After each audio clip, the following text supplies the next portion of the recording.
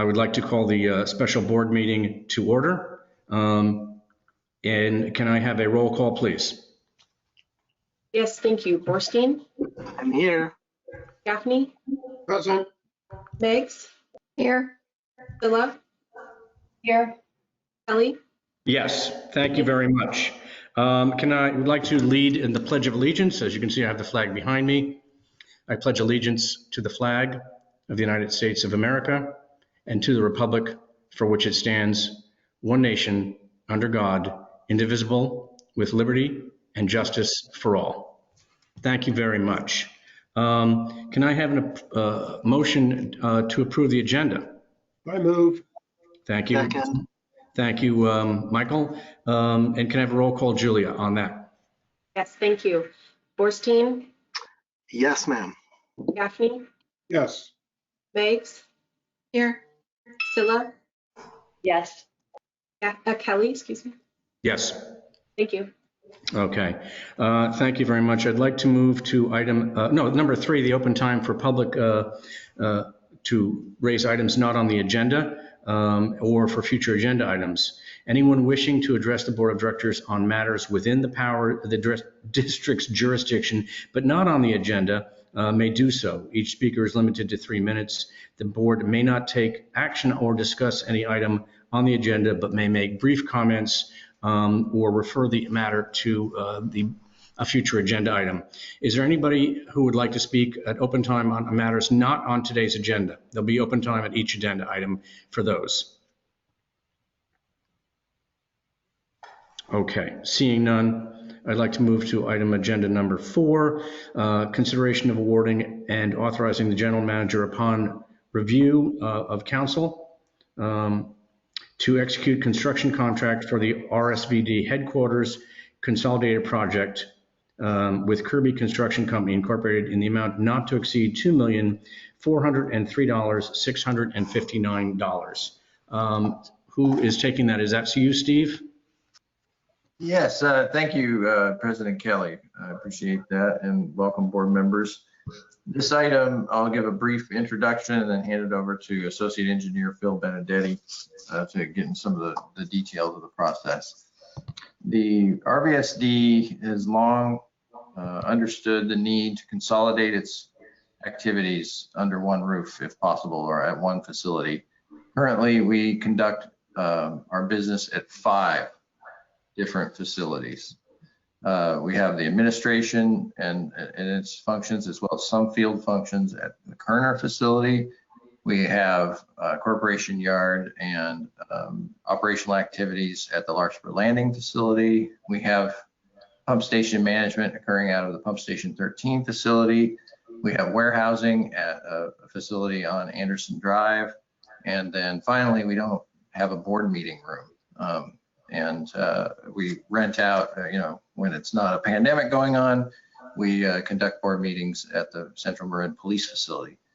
A new facility was purchased by the board in April of 2019 to consolidate all these functions of 5 facilities under one roof, and all of the great deal of efficiencies that can be gained, as well as the morale and the team building of having everyone reporting to the same facility. And so many benefits of this decision by the board made a couple of years ago, and so almost 3 years ago. But in the meantime, we share the facility, the new facility, 1111 Anderson, with Comcast Corporation as a tenant. And so we worked through some details on how to coexist at that facility, and in parallel developed a design for remodeling the building to suit the needs of our utility. And so now we've gone out to bid and have the bid results and a recommendation to the board to award a construction contract for this remodeling project. And with that, I'd like to hand it over to Phil to describe, the process, that went on the last couple of months to get to us to this point and this recommendation. Phil? Thanks, Steve.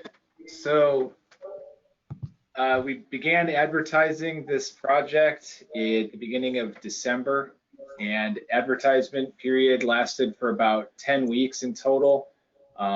We opened bids on February 16th there, and that's a bit longer than typical because we ended up issuing a number of addenda to really fine tune our bid package and dial in what specifics we were looking for on this project. And as a result, we were able to get a good distribution of bids on the project. We received 8 bids, and we had Kirby Construction, which is here tonight, was the apparent low bidder with a bid of $2,403,659 was their base bid.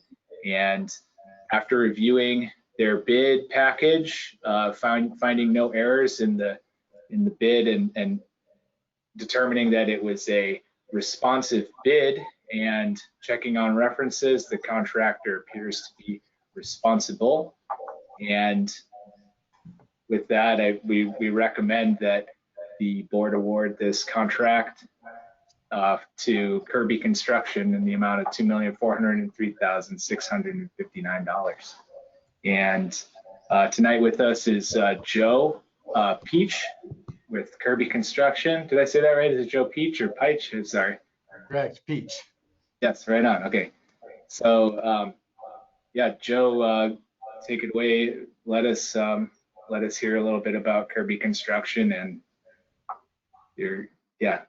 Sure. So I'm the main estimator for public works for Kirby Construction. As Phil said, with all the addendas, it did hammer down the price. We were able to get solid bids.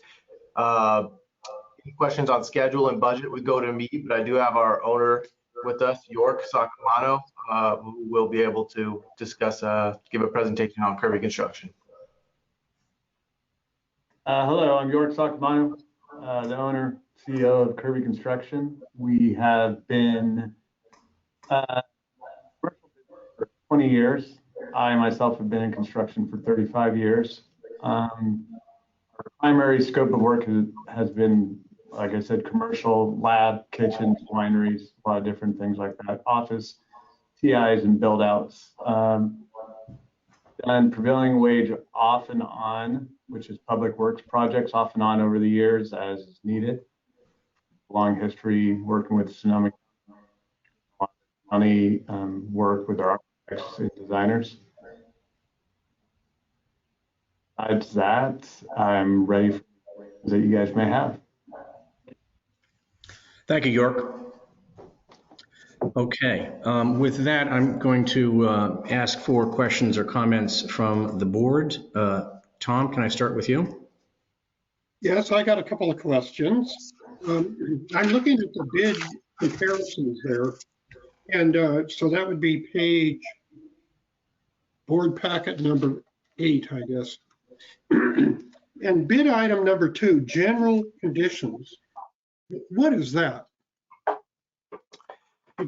General conditions is mainly bringing our superintendent's truck down there, cell phones, gas, restrooms on site, miscellaneous mobilization items. But isn't there a mobilization right above that? That's what I was confused. And not only that, the general conditions, your bid was $27,000 and they ranged from there up to $960,000. Sometimes, Tom, the way these bids work, especially when they want us to break them out through 30, 40 line items, I take a percentage of each line item as it relates to the job and associate a percentage of that fee towards the job. So some contractors will put their full project management and operational costs just into one area, where I spread it out throughout each line item.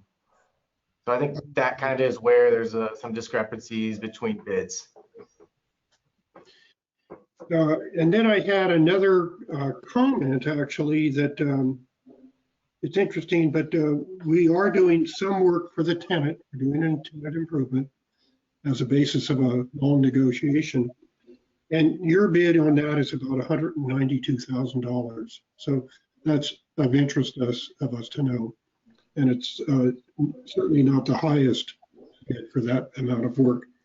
And then one other question I have is down on the alternates. Alternate number 3, which is on the next page, page 9. The entry awning, you gave a negative $4,000. Why wouldn't we accept that one? You know, the way I read it, which could have been wrong, there was one of the line items was to add an entry awning. So I put a cost towards adding a canvas entry awning. So the way I read that, it would be line item 8 was to not have that entry awning as part of the bid. But if I was mistaken, we could figure out a way to honor that. A couple of people were negative. A couple of the bidders, the first 3 were all negative on that.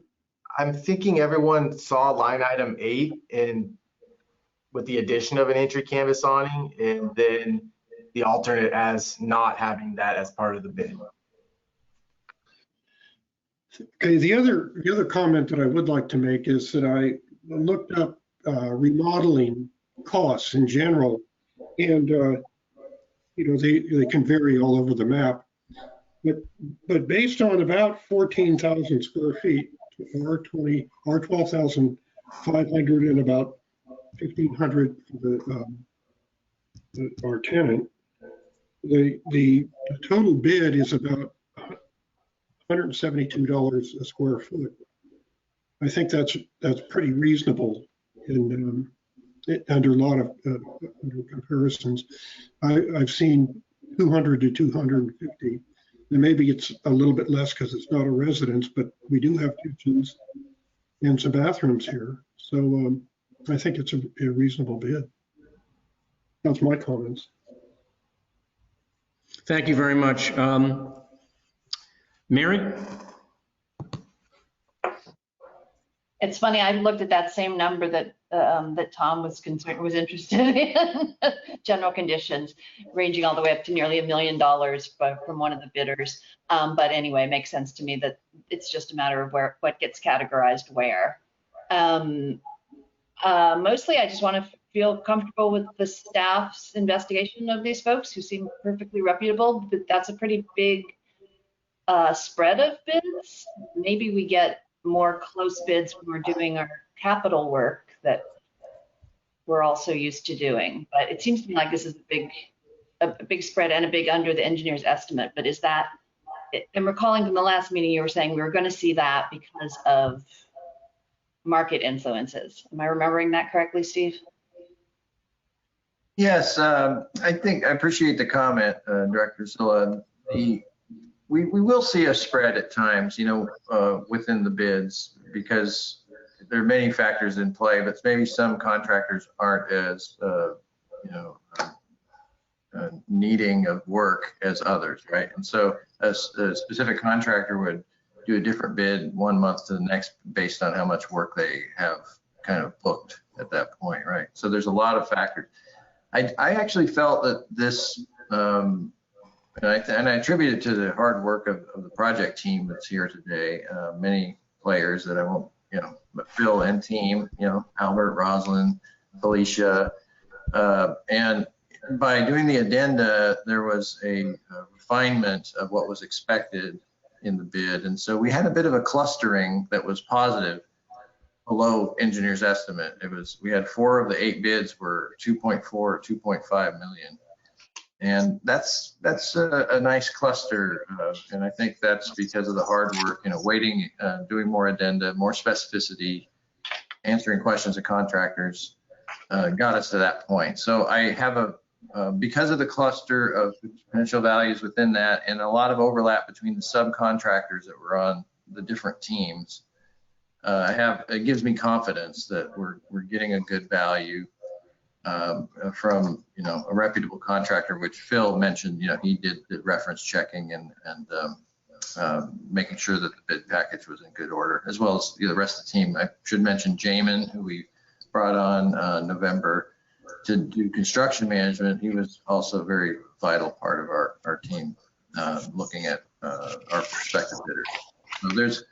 So there were some higher ones, like the $1 million general condition bid item and all that. That contractor was on the high end because that's the strategy too, where the bidders may go ahead and put in a high value and see if they're successful because no one else bid, And so there's different strategies that the companies will employ.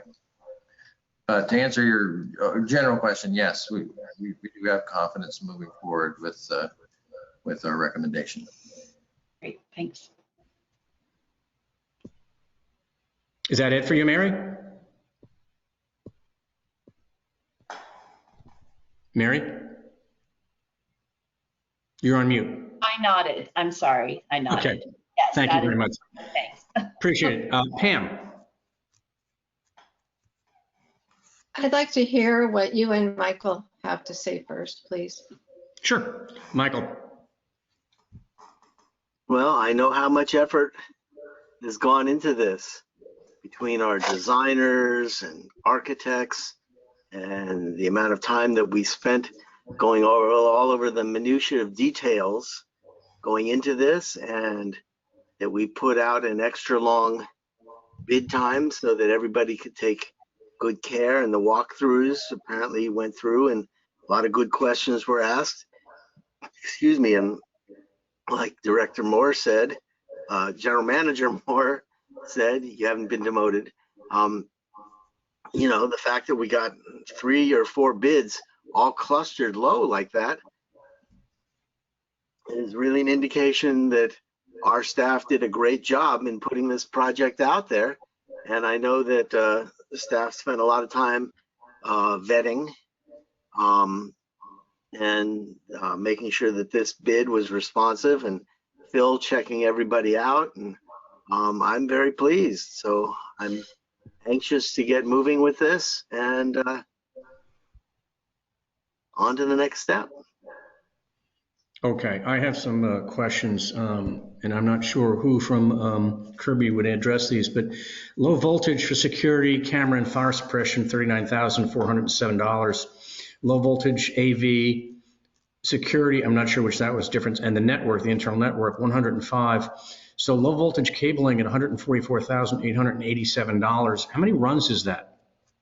That seems a little, so. I would have to pull it up. It's a good amount of runs, and I know the main cost towards that was they went with Cat 6A shielded cable. Sure, that would make sense. Brought it up a good amount of the cost. Well, I want to say around 120 plus another 20 camera runs, but I would have to confirm on that, and it would be 2 at each outlet as well. Well, what about the exterior round of offices? Don't they already have network cable run? The exterior offices. The offices that we're not changing the perimeter offices. Aren't they already run? I would have to confirm with my cable contractor, but I believe we just quoted per plan. You did what? Pardon me? We had it quoted per plan. If I can interject, a lot of the time the existing cable may not be up to the current standard. A lot of the time they replace all the cable. Albert, do you have an opinion about that? It's different. So, yeah, like he may have capped. We're under a high voltage power lines there, and we don't know what's installed or if it's shielded. I would tend to think it's not shielded, but now's the time to do it right and get a robust system in that will, last and work and be serviceable, rather than trying to piecemeal in this old wiring that nobody knows what the level of sophistication was that was used then. Technology is changing, and we should be, now's the district's chance. Well, I appreciate that, and I understand that. I do this for a living. I do project management site walks on cabling. I did one today. I did 5 last Thursday, so I understand what you're talking, and I agree, and I often have people run new cable. I don't always have people run new cable, though, and I kind of like to know what's there. I mean, if it's 5E, if it's 5E plenum, Comcast is not a low-tech company, and they ran their cable, so I'd actually be interested in hearing about that.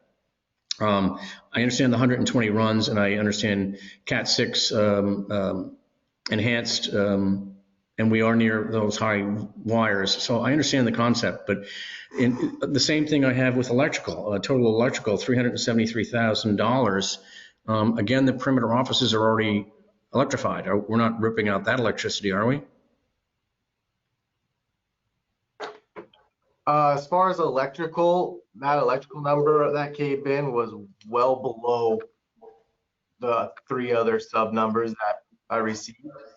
This subcontractor electrician usually does. We work with them, give us good numbers, but most of the other electrical numbers are in the $600,000 range, just for reference. On this project. I understand, but do you know how many runs of electrical we're actually doing? Yes, I just have to pull that up real quick. Because the 3 items I'm going to ask about are, right up there. Pull that up. I believe it calls for new electrical throughout. Page up on the plans.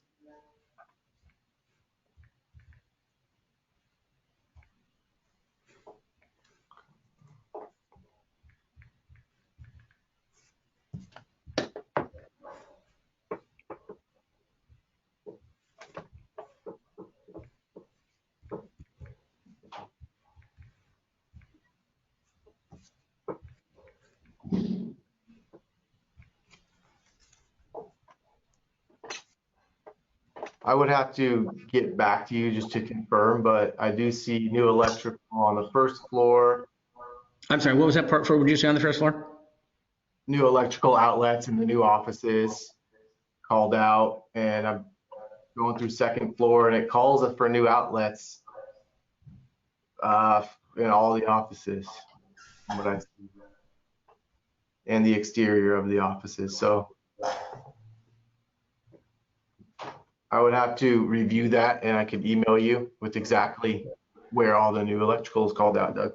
Yeah, I'd like to know that. And downstairs is the same thing. They have a large swath of existing offices. They're adding some workstations in the lobby only, which is, albeit that is an empty space. So that's a full build out of conduit, electrical outlets, and then a separate conduit for any low voltage. So I understand that they're going to put a number of workstations in a big empty room. I get that.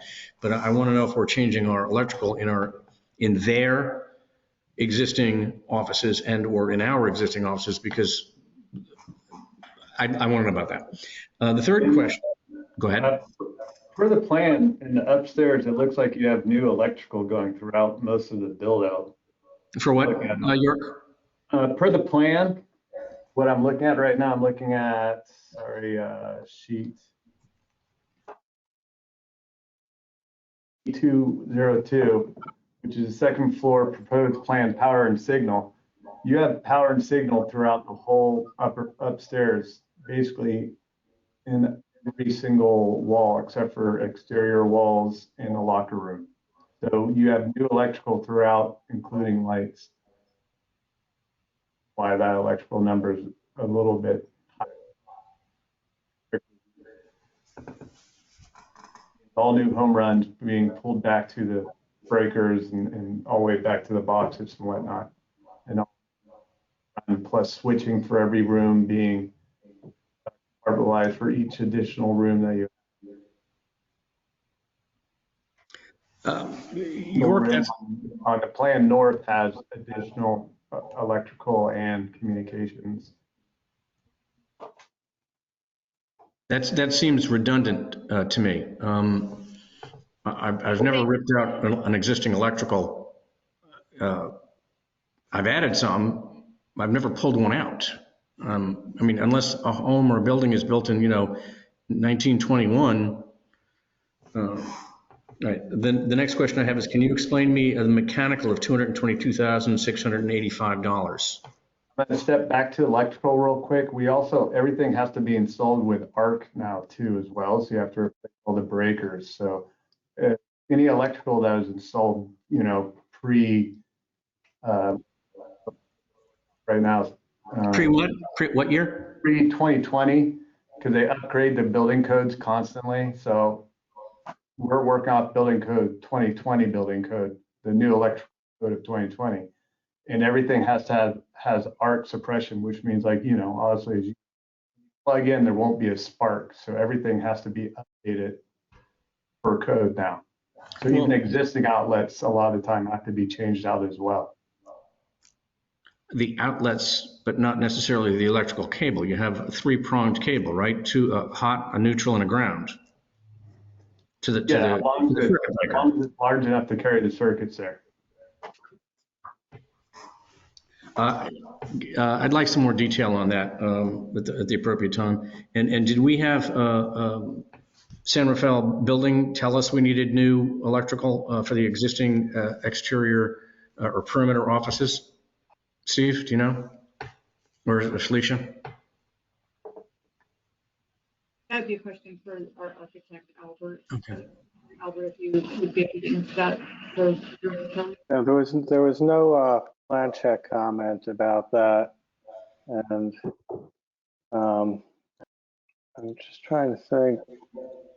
Just looking at trying to like these are some questions that sometimes it takes a little while to get through, but Who's I was talking? hoping that we were. I am Albert. Oh, there you To go. keep the existing outlets in the offices that because we're not relocating them, and we can work with the contractor to issue some type of change order or something on that, and ask see what they had involved and sort it out. York, would you be willing to accept tonight the notion that we'd want a thought about some change orders downward should the existing perimeter offices electrical and low voltage be acceptable? I mean, if I go into a location in my business, somebody has Cat 5, I'm going to let them go with Cat 5. If I'm going to have new runs, it's going to be Cat 6. But there's nothing about low voltage Cat 5 that is unacceptable in today's market. The idea of Cat 6, it has the potential of being 10 times faster, but it's beyond the notice of a human being in reality at this time. Now, something could be invented in 2 or 3 or 5 or 12 years that makes Cat 6 absolutely imperative, but there's nothing imperative about it in the operations of a standard office network. Or am I incorrect, York? That's a little out of my area. I mean, I would have to talk to an electrical engineer to have that. I mean, I know our electrical contractor bid exactly what's shown on the plan for any additional. So I don't see any work happening on the exterior walls being called out. So I'm assuming that anything in the walls is being left as existing. For the 202 electrical E202, it's mostly just adding new circuits, it looks like. Like I said,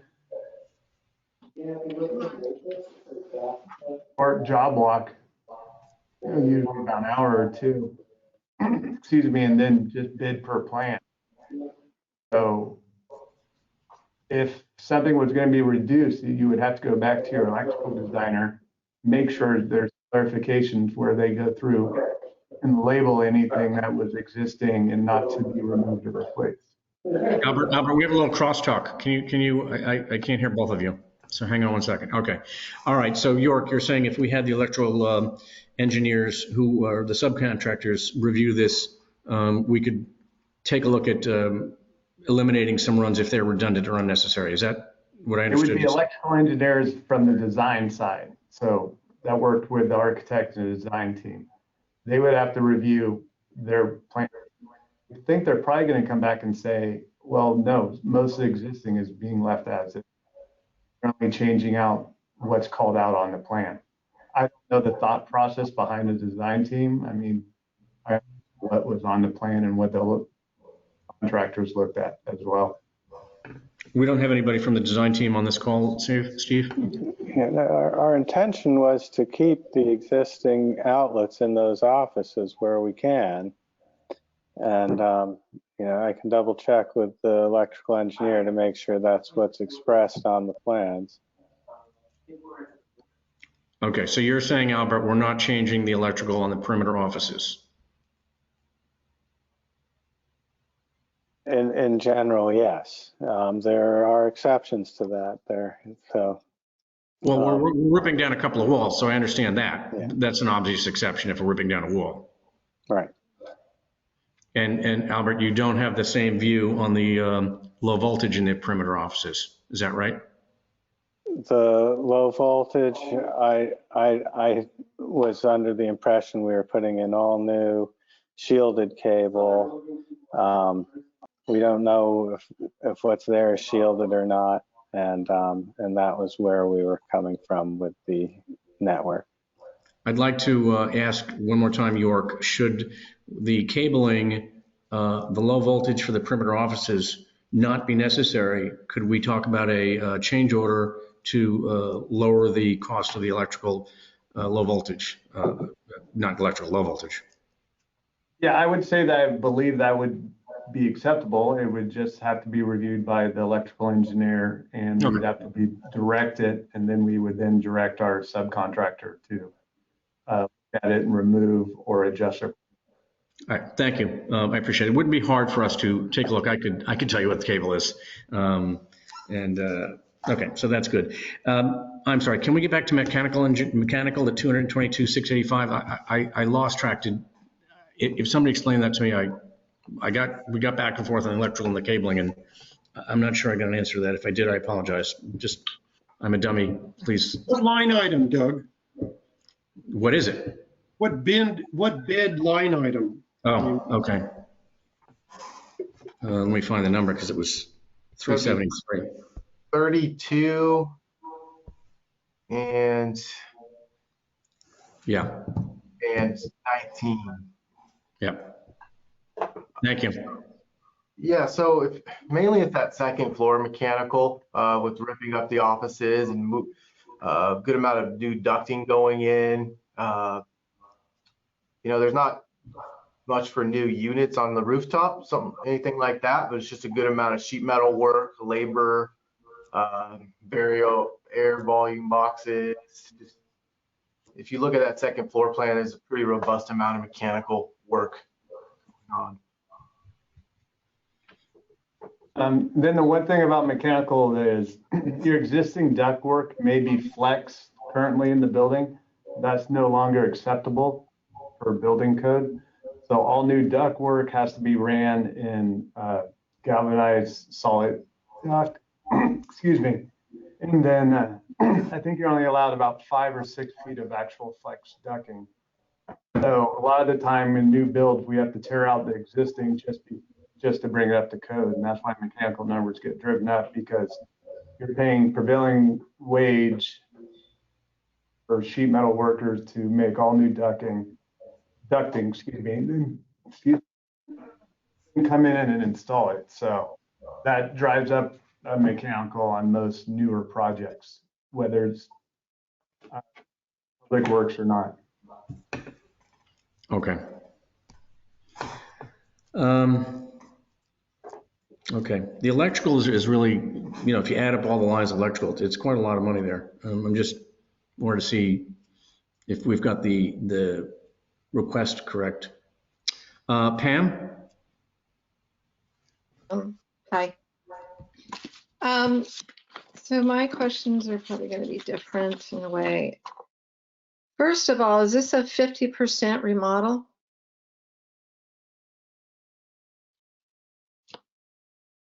Do you mean a substantial remodel, like that requires the whole building to be brought up to code? Did you say yes? I'm sorry, I didn't hear you. I don't believe the building department is considering it a substantial remodel. But I haven't, done a percentage calculation of any kind. So the application's at the city hall, and has it been approved? If the job is fully permitted. What? The what? I'm sorry. The job is what? Permits, the permits are ready to be issued by the city. So the application has been accepted. Hello? The permit is ready to be issued, yes. Okay. Yeah, I got that late today. It was 59 pages, the application review, on all the teeny tiny to big things to little things to code things to everything. I was overwhelmed by it. And I'm also wondering how it was decided on what actually absolutely had to be done. And I know there's code and all that. Being a former planning commissioner, I understand all that. But I guess I'm questioning staff and the folks who are here for the bid. How was the decision made on particular items, and what was going to be done and what had to be done and what was kind of not really needed to be done? I guess I'm asking overall, did you look at how the project would be reviewed as low, medium, or high? And what things that could have been not done, considering this is ratepayers' money?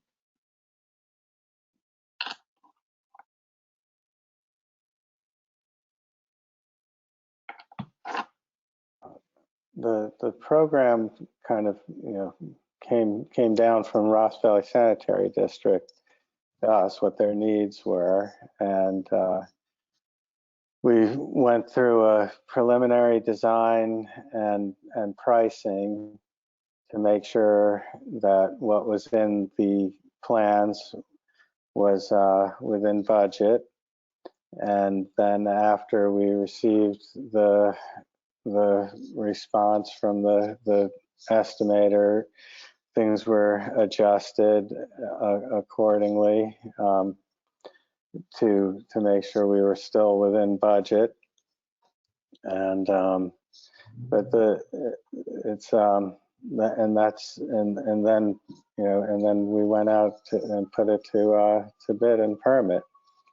And and trying to be responsible about, not, just not too many of anything that was unnecessary, I guess. And we were overseen by, management on every step of the way to make sure we're not,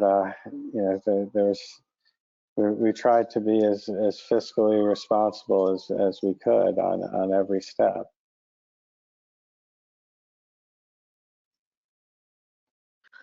Thank you. Well, I haven't had a chance to really look at it. I just skimmed it 5 to 10 minutes. I haven't really looked at anything that's, and it's 59 pages, and it's got all the notes and details of everything that's going to be done. I saw the word demolition many times on there, and I guess I'm feeling nervous about this in a way, because I guess the price was, I think at one point, 500,000, and maybe I'm wrong, and then it went to 100,000, and now we're at 2,000,040.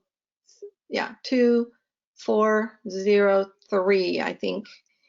And I'm concerned that I haven't really got to sit and go through this more carefully.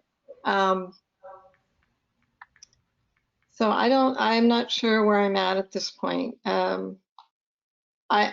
would like to move ahead. And I know it says in the budget the money was put aside and all that, but again, there's some back noise. Somebody's got a computer on or something. I feel like I'm competing. Yay. Thank you. So I've been thinking that I would prefer, and I'm not sure other board members would agree, to continue this to get, Doug had a lot of questions and a lot of questions that deal with a lot of electrical. I know electrical is expensive. I just bought my daughter a small house and it was old and a lot of stuff had to be done, and I understand that. That stuff has to be done. That's up to code. You can't get through this without bringing it up to code. I just want to know and make sure that we're not having some projects there that really don't need to happen. So that's where I'm at. Thank you. Pam, I don't recall ever hearing $100,000 or anything like that at all. So that's not what I remember. Okay. Do we have any other questions or comments from board members? And you can just nod or shake or wherever you want. Okay, Tom. I have one comment about delivery. Are we worried about any of the items that might be hung up on getting the supply through? Is there anything in this that could really cause a delay? We're buying something complicated like a generator that we bought for CMSA that took a year or so to deliver. As far as lead times, nothing, as long as we don't, as long as we have around a month to get all the submittals in before we start. The biggest lead time would be the windows, the storefront frames, and actually flooring is about 3.5 months out right now. So as long as the submittals are in and approved within that first month, we should not run into any major issues, especially because on that first floor, tenant floor, I believe it was the tenant floor, we're reusing a lot of the second floor materials down there. So we should not run into any major issues. Most of the other items are trim out items, which would happen towards the end of the project anyways. May I add something? I'm part of the design team, Rosalind Brandt. When we selected the finishes, we really worked hard in selecting product that was well priced and that would be, we were told would be available, because we do have quite a window to order in. For example, the carpet that we selected is not only well priced, but the Bentley carpet people told me that that's something that they very much keep in stock, even our quantity. So we really worked hard on focusing in on product, on finishes. Now that's not the generator, I agree, but on general finishes that would be available that wouldn't hold us up. Who knows? I have no idea when we really get to that point, but that was part of our consideration. Thank you. Let me comment on that particular item, Rosalind. Having just put out to bid and gotten all new carpeting for our new corporate office in San Rafael, I'm not disturbed at the cost of carpeting. That's a lot of carpeting on that second floor, a lot. And carpeting's expensive, so that one didn't hit me the wrong way. Any other comments from board members? Mary, Michael, Pam, 1 second. Tom, yes. Tom, no. Tom, no. Paul, Michael, yes. Michael, no. No. Mary, yes. Mary, no. Well, I'll just make one more comment that I feel like if we're, mobilizing this team to remodel, that we should do, particularly what our staff already spec'd we should do. I think that the electrical capacity and wire capacity and all that and such is going to just go up from here. So anyway, I would hesitate to do a lot of work at figuring out how we can cut corners while we have the walls all open up and we're doing all this other work. Well, just to comment on that, Mary, I think it's somewhat of our job, but I'd also say it's not a matter of cutting corners. I don't want to cut corners. I just don't want to do something that's completely unnecessary. If you have a garage in your house and it's a 2-car garage and you need a 2-car garage, I wouldn't blow it up and build a 2-car garage. Pam? We talked about the carpet, Doug, you and I, and remember we had this discussion and I came out, looked at the carpet at your place. I'm hope to God that we are doing these carpet tiles where you can, Rosalind, you can use Savastain and you can peel it up and put a piece down other than replace a whole bunch of it. Is that true? We're definitely doing carpet tiles, yes. Yeah, Mhm. that's the right way to do it. Yeah. Great. Okay. Thank you. And that's what I chose for our office. That was the right choice. Somebody once mentioned that, yeah, but if you pull one up after 5 years, it'll be lighter. It's like, yeah, but we're replacing the, chocolate stain that is so much worse. So that's obvious. Okay. One quick question, Doug. This is a process question. Let's say I vote for this and then I review the 59-page application and I see stuff that is just questionable or doesn't really need to be done. We're pretty much stuck, right? York has indicated that he would consider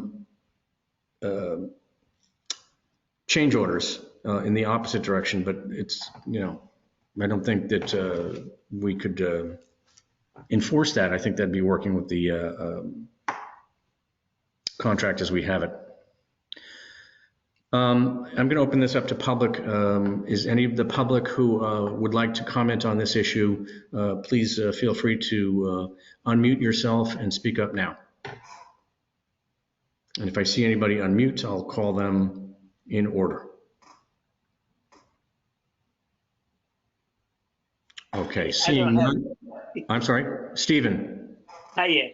I don't really have questions other than the ones that you all have brought up. But it does seem to me that even with supply chain issues and scarcity and inflation, that the price has gone up. So my guess is the part of the reason is that the intention, the plans, the scope of the remodel has also expanded. And I'm guessing, I'm sure Rosalind is a competent designer, and I'm glad that they hired somebody with your skills to be involved with it. But I'm just a little concerned that the grandeur of a redesigned office might have the opportunity to have a grand redesign might have expanded the project as well as the prices going up for the base design. That's all. Thank you, Stephen. Okay, let me get back to my screen there. I see nobody else from the public. I'm going to bring this back to the board. I'd like the board to consider the possibility of us continuing this to the 3/16 meeting.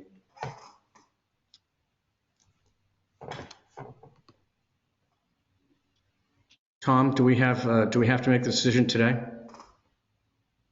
Pardon me, do we what? Do we have to make this decision today, Tom?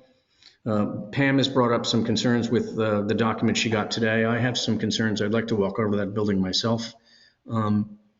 I'd like to get the project going. I'd like to move forward, but I don't think we have a compelling need to do it today. Isn't that a question for staff? Are we at this special meeting precisely because this is time sensitive? Well, Steve, do you want to address that? I mean, we're not here for we're not here for the employment contract, are we? No, they opened the bids and that's why, but go ahead, Steve. It's, the board's decision, but keep in mind all of the factors when you make the decision. One of which is there is we signed a lease with the tenant, which creates some time sensitivity to decisions. And so there will be a point in the future where we will be liable for penalties in terms of the amount of rent we can collect. And so staff, we're just doing our diligence to pull things together as efficiently as we can to keep the project moving on track and to avoid those unintended consequences. Steve, was that 8 We know months? at this point that we have answers to those questions. We can go into detail. I can get the project team to go point by point. We continue to believe we stand by our recommendation to move forward. The prices have come in clustered quite a bit below an engineer estimate, $500,000 savings compared to what we thought it would cost based on professional judgment. So I think you have a strong package to move forward with and a strong project team to value engineer the project as it moves forward. And we have a competent contractor that, as you can see, is shown a willingness to work with our project team to get the most cost-effective product that meets the district's minimum needs to operate as a utility. So I encourage you to move forward consistent with the recommendation, but it's your decision, and it's just an incremental risk that you take by waiting to make the decision later.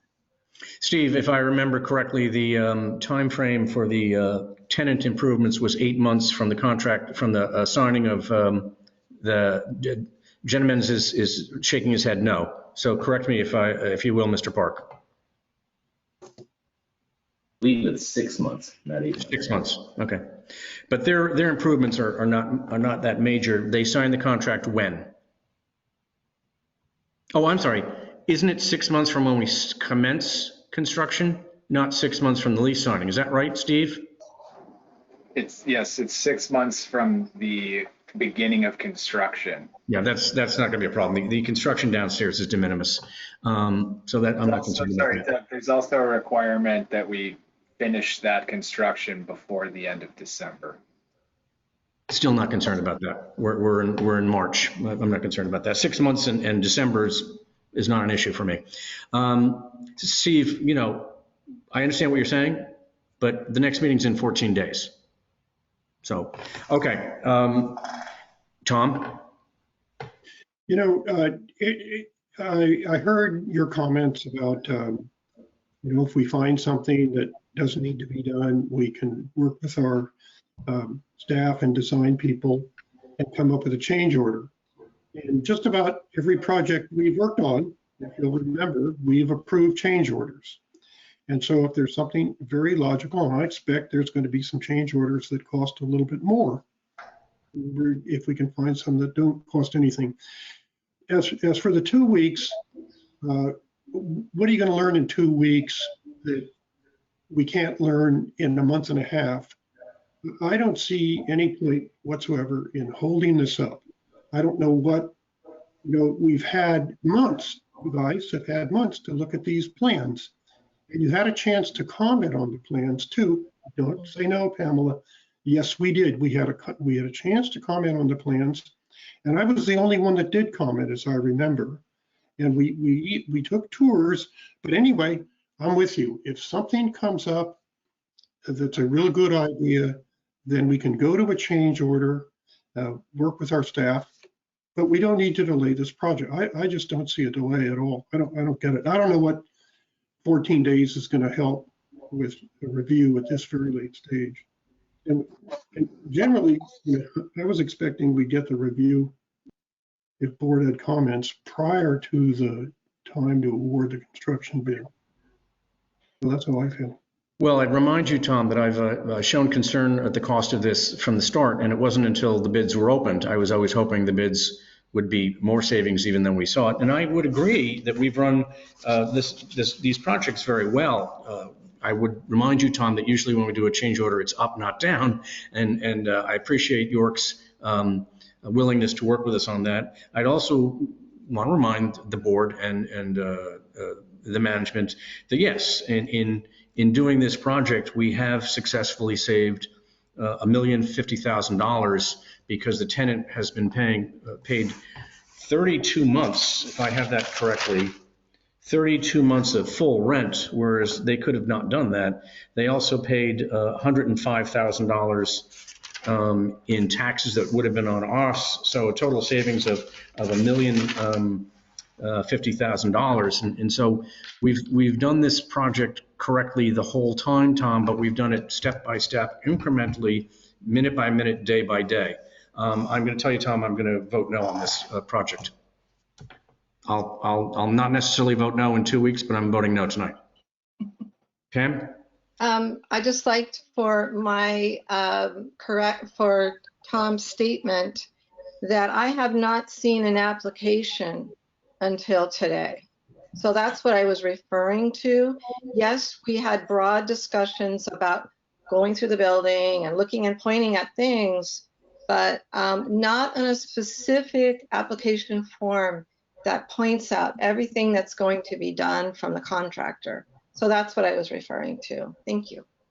Yeah, just a point of clarity on that. There's the plans that I pointed out to you, Director Meigs, today were on the website. They've been posted since we went out to bid in December. So those plans have been publicly available. Yeah, see, that's what I was talking about. Why wait for the building permit approval when we've had the plans being developed over a long time, actually? And so that's what I was talking about, Pamela. Okay, when were these plans approved? Yeah. Okay. Anyway. Mary, you wanted to say something? Yeah, I'm with Tom. I don't think there's a reason to put this off. We're agreeing to these folks as our contractors, and then we will contract with them, and then we will be relating to them as we do with all our contractors in terms of what their costs are and billing, et cetera, right? It's not going to be, we're not handing them this amount of money. It is Andrea, in a way I'm directing this to you. It'll be a not to exceed contract, is that right? What kind of contract will this be? Not to exceed, not to exceed. Yeah, Mary. that said though, I would maybe defer to Steve on the practicalities of this, but you're awarding a construction contract and not approving a consultant services agreement. So okay. I would feel more comfortable if there's an agreement on what the planned work is before you award the contract. I don't know if Steve Moore, you feel that that's a little bit too conservative. I have a confidence in moving forward because of the nature of the contract procedure. It is not rigid. We do have bid items. We do a progress payment process that's monthly, where we and if there are proposed, if there are proposed changes, we have a chance to really vet them with the contractor.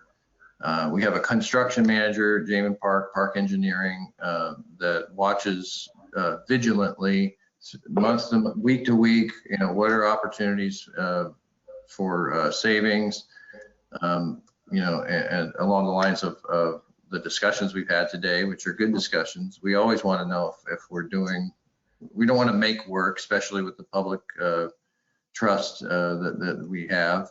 We're always looking for opportunities.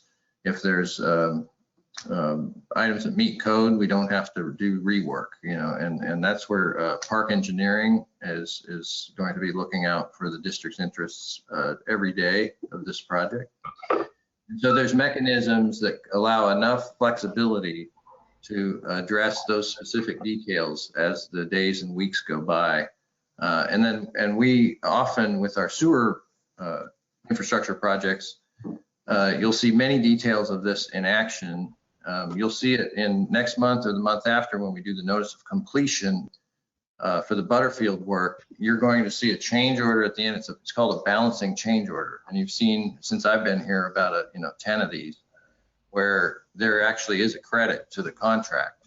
It's quite common for us to have change orders that benefit the district, because we do an accounting at the end where we say, hey, we didn't have to do this after all, but we had a bid item in case we needed to do it, right? So I think, these questions are all great questions about how can we make sure the public is getting the best value for this investment.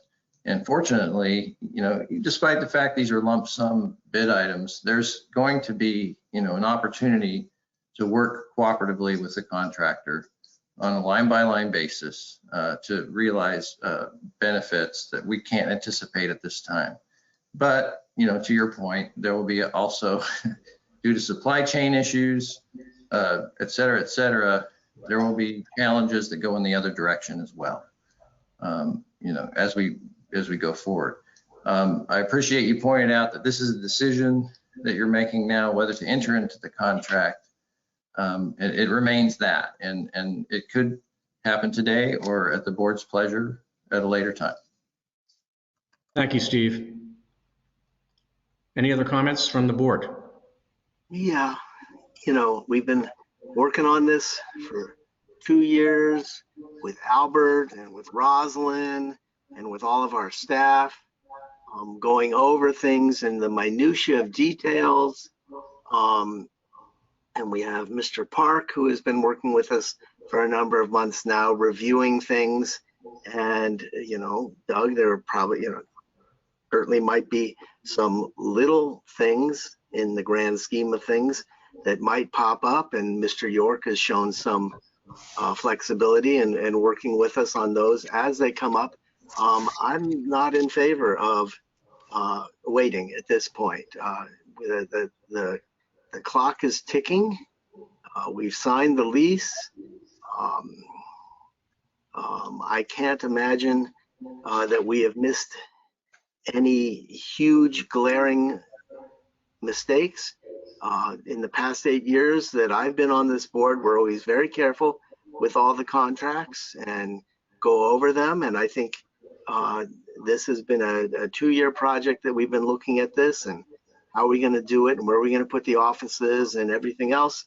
And I'm really in favor of going forward at this point.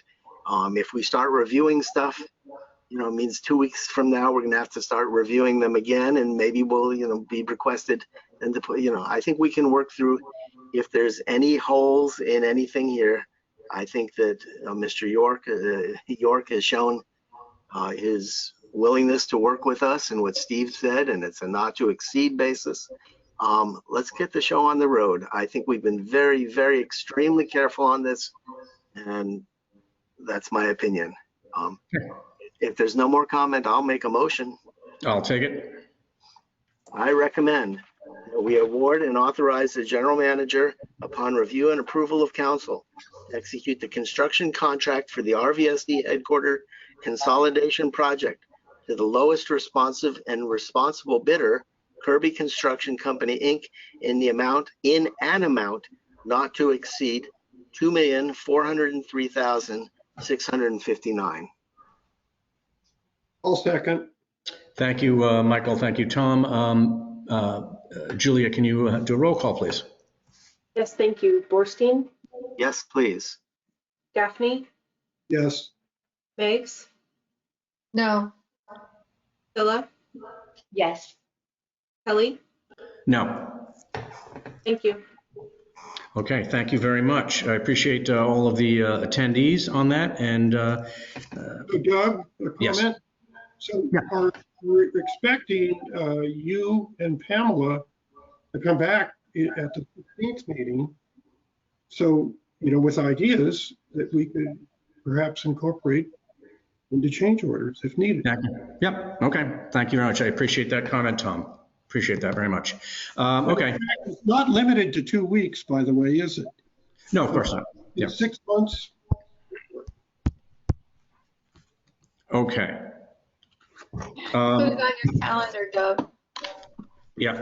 All right. I'd like to move on to number 5, please. Consideration of approving a 2-year employment contract for the position of operations and maintenance manager and authorizing the general manager upon review and approval of council to execute the agreement.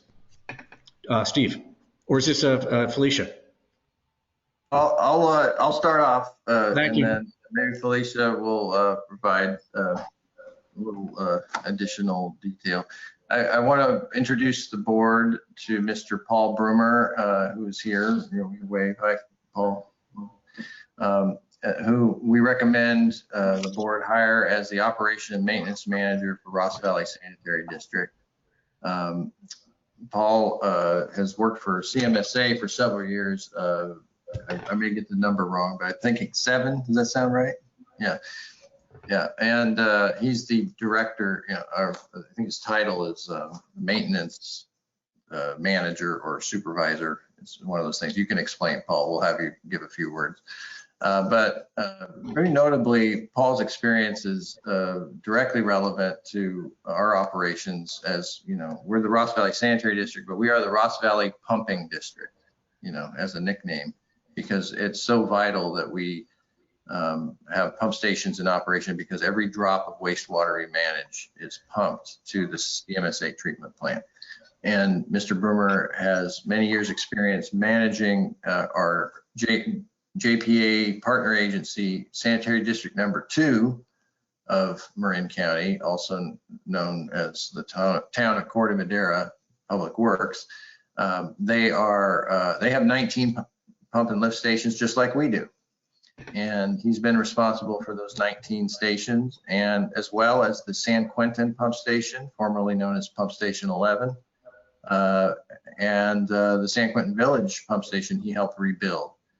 So we're really privileged that Paul would consider working with us because of his knowledge of this whole system. And we have some great opportunities for growth in our management of the pump stations. And so that's one thing I'm very excited about, but also just a great track record of working with and nurturing personnel at CMSA, great reputation. And we think he's a great fit to join our family here. And so with that, I'm not sure if there's any, or Felicia, is there anything else you want to mention before we introduce Paul? No, thank you. But I think you covered it, Steve. I'm really glad that Paul's able to join us here this afternoon. And if you'd like to say a couple words of introduction to the board of directors, I'm sure they'd be happy to hear from you.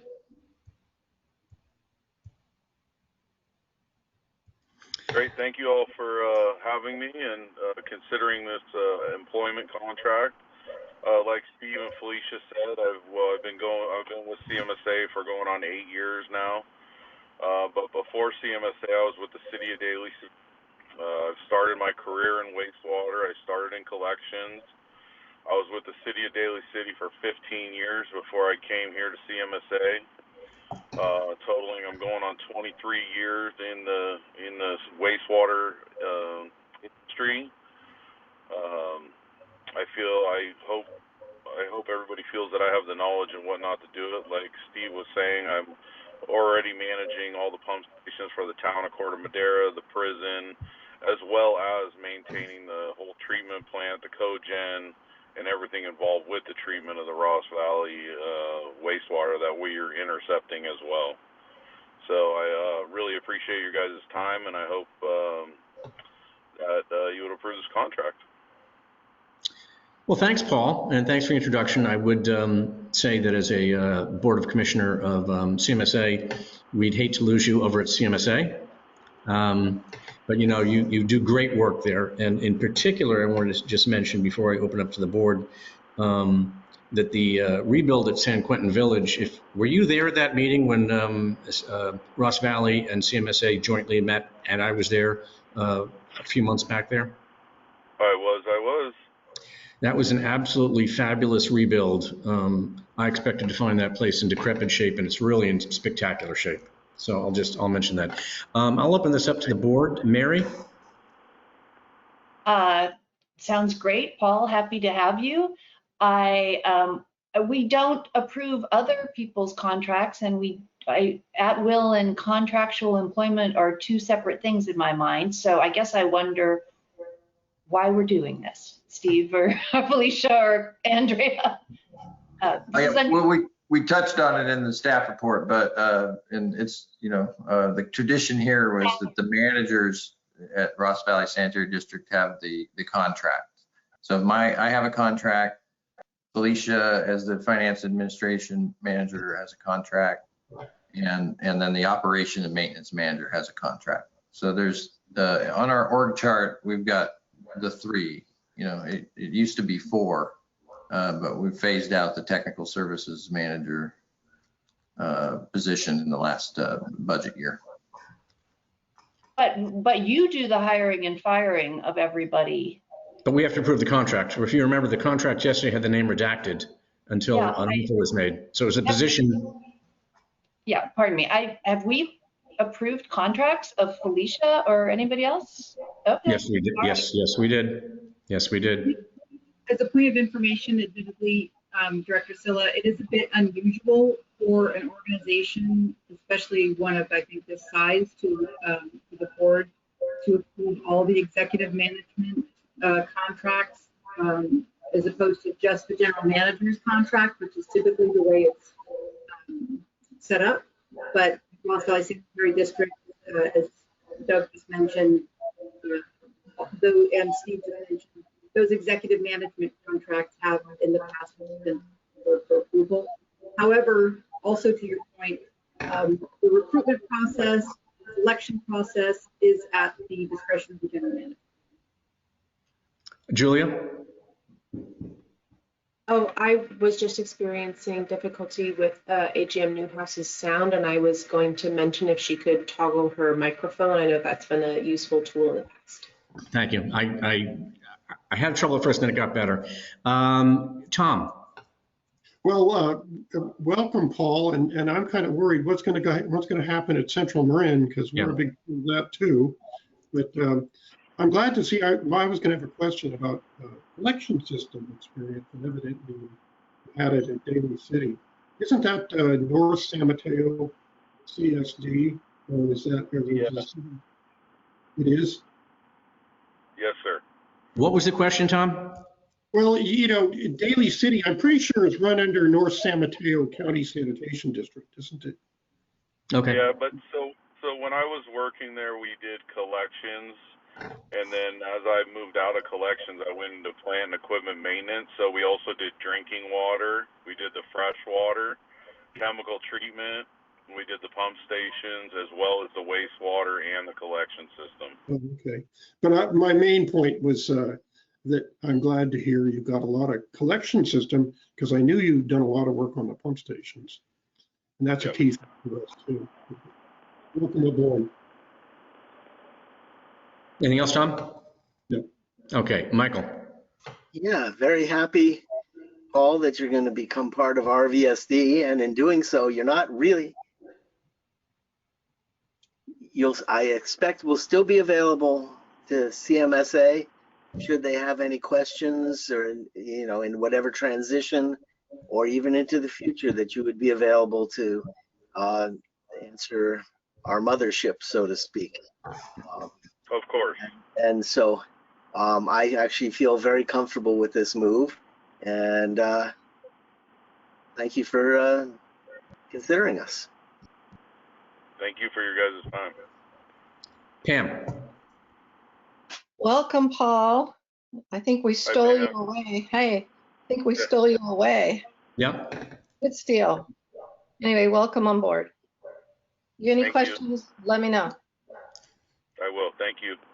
Okay, before I bring it back to the board, first off, Paul, again, loss for CMSA, but I'd be delighted to see you move down the street a little bit. I'd like to open this up to the public. However, seeing none, Stephen, do you have anything to say about this? You're the only public I see. No, welcome, Paul. Glad to have you. Thank you. Okay, I'd welcome a motion on this. I move. Thank you. I move that we authorize the general manager, upon review and approval of council, to execute the attached employment agreement for the position of operations and maintenance manager. Second. Thank you, Mary. Julia, may I have a roll call, please? Thank you. Borstein? Yes. Gaffney? Yes. Meigs? Yes. Silla? Yes. Yes. Thank you. Kelly? Absolutely, yes. Thank you very much, and look forward to having you, Paul. Thank you, everybody, for your time. I really appreciate it. Okay. Congratulations. All right. Thank you. With that, I'm going to... Doug? Okay. May I make one quick request for the next meeting? Of course you can. Okay, I noticed that one